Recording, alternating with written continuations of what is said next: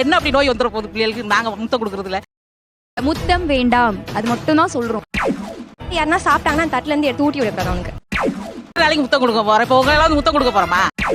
Infection தான் sir ஆகும். அது எப்படி அப்புறம் நான் நோயாளியா? நாங்க வெளியில சுத்தம் இல்லைன்னா அப்ப ஸ்கூலுக்கு அனுப்பாதீங்க சார். ரொம்ப சொல்றாங்க, ஒரு நிமிஷம் இருங்க. இப்போ நான் வந்து ஒரு யங் மாம், வீட்டில் இருக்க எல்லாருக்கும் இதுதான் செய்யணும், இது செய்யக்கூடாது, அப்படி என்னென்ன கண்டிஷன்ஸ் வீட்டில் போட்டிருக்கீங்க? சொல்றேன், மக்களுக்காக சொல்றேன். கிஸ் பண்ண கூடாது சார். கிஸ் பண்ணக்கூடாது, கண்ணத்துலயா உதட்டலையா எங்கேயுமே பண்ண கூடாது. முத்தம் கொடுக்க கூடாது. யாரெல்லாம் முத்தம் கொடுக்க கூடாது? யாரா இருந்தாலும். மாமியார் மாமனார்? இல்ல சார், நான் அலோ பண்ண மாட்டேன்.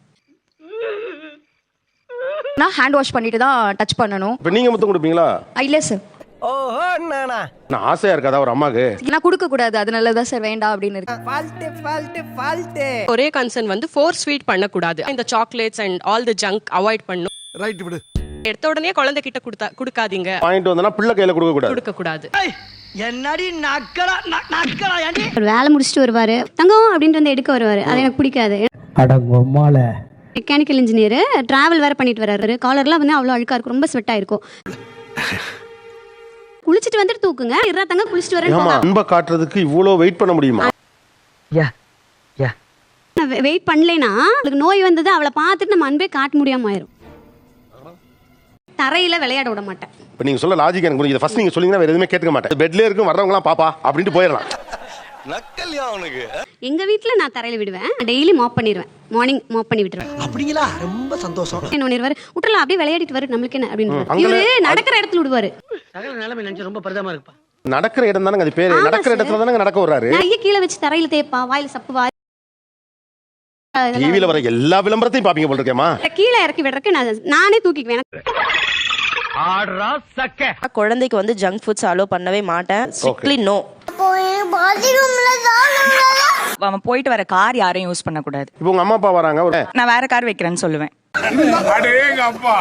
ஏன் எப்போதுமே பையனுக்கு தனி கார்? நிறைய பேர் டஸ்டோட ஏறிடுறாங்க காருக்குள்ள, டஸ்ட் அலர்ஜி ஆகுது. அகைன் நான் ஹாஸ்பிட்டல் கூட்டு போறேன்.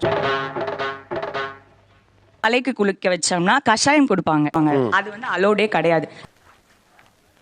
ஸ்பை வச்சிருக்கேன், அவன் வந்து சொல்லிட்டான், அத்தை இந்த மாதிரி பாப்பாக்கு வந்து காரம் ஊத்திட்டாங்க. ஃபோன் பண்ணி செம்ம சண்டை. யாருன்னா சாப்பிட்டாங்கன்னா தட்டுல இருந்து எடுத்து ஊட்டி விடக்கூடாது அவனுக்கு. சாப்பிட்டு பக்கத்துல வந்து உட்கார்ந்து ஒரு ஊட்டி வாய் விடக்கூடாது. கேட்டுக்க. சொல்லி முடிக்கிறதுக்குள்ள முடியாதுன்ற. ஊட்டி விடக்கூடாது சார். உங்க ஹஸ்பண்ட் இருந்தாலும் ஊட்டி விடக்கூடாது. நான் அப்படியே குத்துறேன்டா. நீ வீட்டுக்கு வா, உன்னை நான் பேசிக்கிறேன். ஆனா வீட்ல சாப்பிட்டு இருந்தாங்கன்னா ஹால்ல நான் வச்சிருக்கவே மாட்டேன் அவனை. ஸ்கூல்ல இருந்து வந்துட்டதுக்கு குளிச்சிடணும். 3 வாட்டி குளிக்கிறோம். நீ சொன்ன வாக்கியத்தை கல்வெட்டுல வெட்டி வச்சிட்டு பக்கத்துலயே நீ உட்கார்ந்துக்க. எத்தனை வயசு? 4 வயசு. இந்த கஷாயம் எல்லாம் தடவை சொன்னா அதெல்லாம் நான் அலோ பண்ண மாட்டேன். Only English medicine. அந்த மாரியாத்தாவ வாயிலே குத்தாம விட மாட்டான். என் குழந்தை தூங்கும் போது யாரும் வந்து டிஸ்டர்ப் பண்ணக்கூடாது. நெக்ஸ்ட் வெளியில கூட்டிட்டு போனா அவன் தான் நடக்கணும், தூக்கிட்டு போக கூடாது. நெக்ஸ்ட் தூக்காதன்னா அப்ப பாட்டி நம்ம எதுக்கு இருக்கோம்? ஒரு ஸ்டெப்லயே தூக்கிட்டு போயிடுறாங்க. இறக்கி விட மனசு வர மனசு வர மாட்டேன். இப்போ உங்களால முத்தம் கொடுக்க போறோமா? சின்ன குழந்தைகள் தான் முத்தம் கொடுப்போம். என்ன அப்படி நோய் வந்துட போகுது பிள்ளைகளுக்கு? இல்லப்பா. சொல்லுங்க, யாராச்சும் ஒருத்தர் சொல்லுங்க. யார்ட்டையுமே பதில் இல்ல. How do I tell you? Infection தான் சார் ஆகும். அது எப்படி அப்புறம் நான் நோயாளியா? நாங்க என்ன பச்சிக்கிட்டு இருக்கா? எதுக்கு இருந்தாலும் எனக்கு முடக்காத. சீக்காவா கிடக்கும், நல்லா தானே இருக்கும். அவங்களுக்கே பிடிக்கல சார். ஆக்சுவலி ஒரு அமுக்கி உம்மா கொடுக்குறாங்க. என்னடி இது? அஃபெக்ஷன் கொடுங்க, நாங்க அது வேண்டானே சொல்லல. முத்தம் வேண்டாம். வாயில வந்து கண்ணுக்கு தெரியாத நிறைய பாக்டீரியாஸ் நிறைய இருக்குது. கண்டிப்பா அந்த குழந்தைக்கு பாதிக்க தான் சார் செய்யும். முத்தம் கொடுக்க கூடாதுன்னு எப்படி சொல்றீங்க? உங்களை எல்லாம் நாங்க அப்படிதானே வளர்த்தோம்.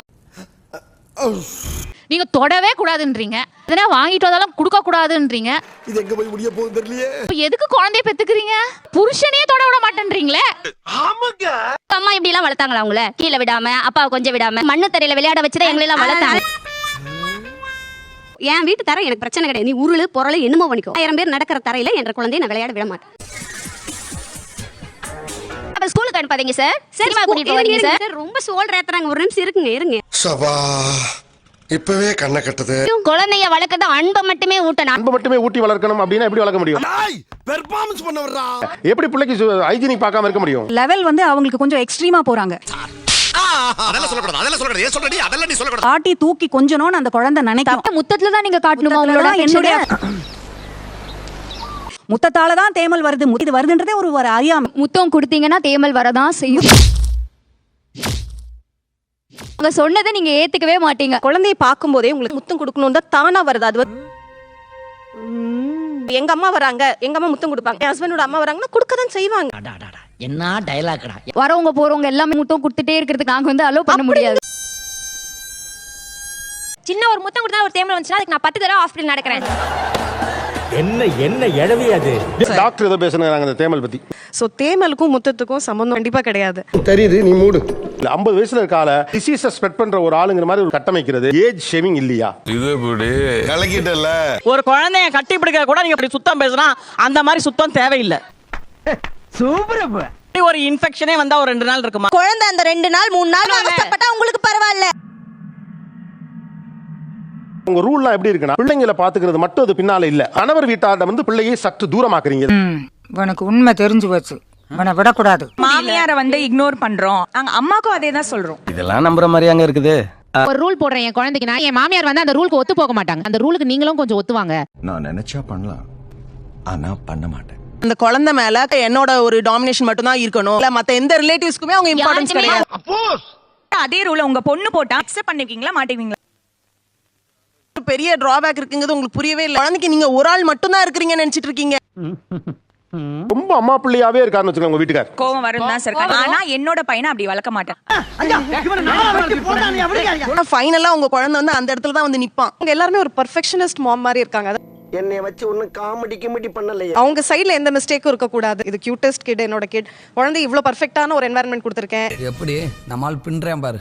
பெர்ஃபெக்ஷனிஸ்ட் மாம் மாதிரி காட்ட ட்ரை பண்றாங்க. முத்தோனா அதுல உடனே ஒரு இன்ஃபெக்ஷன், ஒரு பெர்ஃபெக்ட்டா கொண்டு வரேன் அப்படின்ற மாதிரி வராங்க. பையன் எங்கன்னா போறானா ஒருத்தவங்க பார்த்துட்டு இந்த பரவாயில்ல அவங்க அம்மா எவ்வளவு சூப்பரா வளர்த்திருக்காங்க, அவனுக்கு ஒரு பெருமை நம்ம அம்மா நல்லா வளர்த்திருக்காங்க.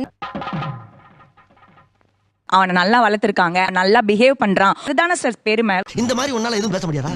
போய் கண்டினியூ பண்ணு. என் மகன் ஜெயிச்சா என் மக ஜெயிச்சா நீங்க நினைக்கிறது பழைய சிந்தனை இல்லையா? நான் ப்ரோ ஒரு அளவுக்கு தான் ப்ரோ எல்லாமே. ஒரு அம்மாவானா இந்த உலகத்துக்கே நான் ஒரு அம்மாவா தெரிவேன். அதுவே பழைய பேச்சு மாதிரி தான் எனக்கு தெரியுது.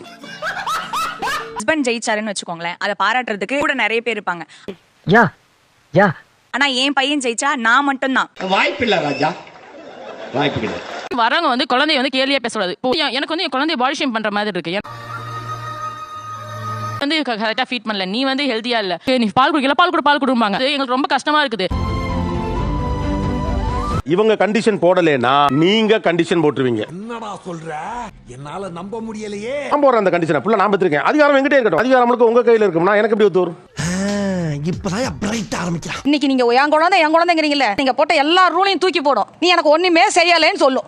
என்னங்க எனக்கு ஒண்ணுமே புரியல. அதுதானப்பா எனக்கும் புரியல. அன்னைக்கு யாருன்னு உங்களுக்கு பதட்டம் வரும். அதே பதட்டத்துல இவங்க இருக்கிறாங்க. பெண் தாயார கனவு பெருசா, பாட்டியார கனவு பெருசானா ஒரு பெண் தாயார கனவு தான் பெருசு.